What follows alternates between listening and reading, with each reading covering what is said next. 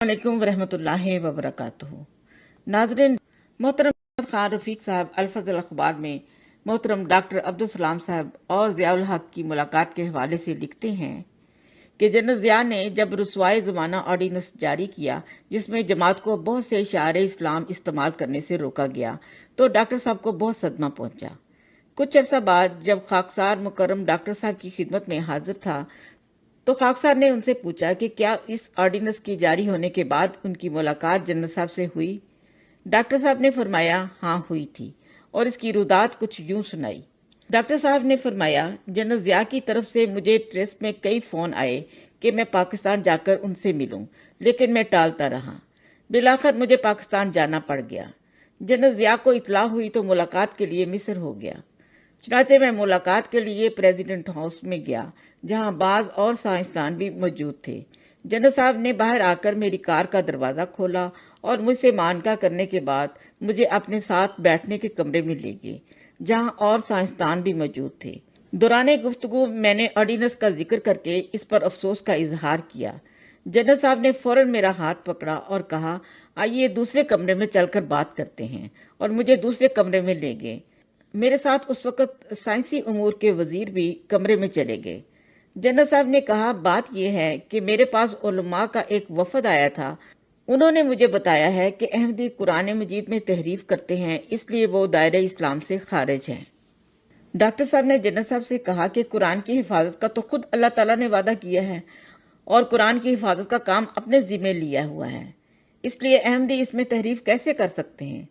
इस पर जनरल साहब उठकर किताबों की अलमारी की तरफ गए और तफसीर सगीर उठा लाए और कहा कि उलमा ने इन आयात की निशानदेही कर दी है जहां आपने तहरीफ से काम लिया है, और एक निशान ज़दा सफ़ा खोलकर मेरे सामने रख दिया।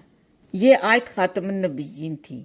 मैंने जनरल साहब से कहा कि आयत तो मुकम्मल तौर पर दर्ज है, तहरीफ कहाँ हुई है। जनरल साहब ने कहा कि आपने आयत के मायनों में तहरीफ की है और बजाय नबियों को खत्म करने वाले के नबियों की मोहर तर्जमा किया है, और ये नाकाबिले बर्दाश्त है।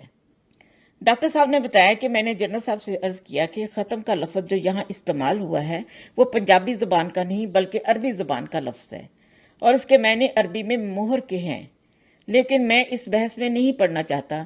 क्या आपके पास और किसी आलम का तर्जमा शुदा कुरान मौजूद है। जनरल साहब उठे और अल्लामा असद का तर्जमा कुरान उठा लाए जो कि मक्का मौजमा से शाया हुआ था। मैंने कुरान मजीद को खोला, आयत खातमुन नबिय्यीन निकाली तो वहां भी तर्जमा सील ऑफ प्रॉफिट्स लिखा था। जनरल साहब का मुंह खुले का खुला रह गया। मैंने अर्ज किया कि अल्लामा असद तो अहमदी न थे, फिर उनका तर्जमा सऊदी हुकूमत का शाया करता है, क्या उन्हें भी आप तहरीफ का मुजरिम करार देंगे। इस पर जनरल साहब कहने लगे भाई मैं तो अनपढ़ जर्नैल हूँ, जो उलमा ने मुझे कहा मैंने तस्लीम किया। मैंने अर्ज किया जनाब बात सिर्फ जर्नैली की नहीं, आप इस मुल्क के सदर भी हैं और बहसीत सदर ममलिकत पाकिस्तान की तमाम राया के हकूक की हिफाजत आपके फ़राइज़ में शामिल है। यही इस्लामाबाद में जमात अहमदिया के मरबी मौजूद हैं, जमात के अफराद मौजूद हैं।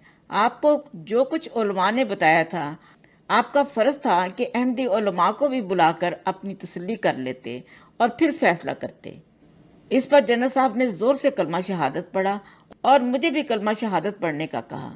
मैंने कलमा शहादत पढ़ा तो फरमाने लगे सलाम, खुदा की कसम मैं आपको अपने से बेहतर मुसलमान समझता हूँ, लेकिन क्या करूं उलमा से मैं मजबूर हो गया था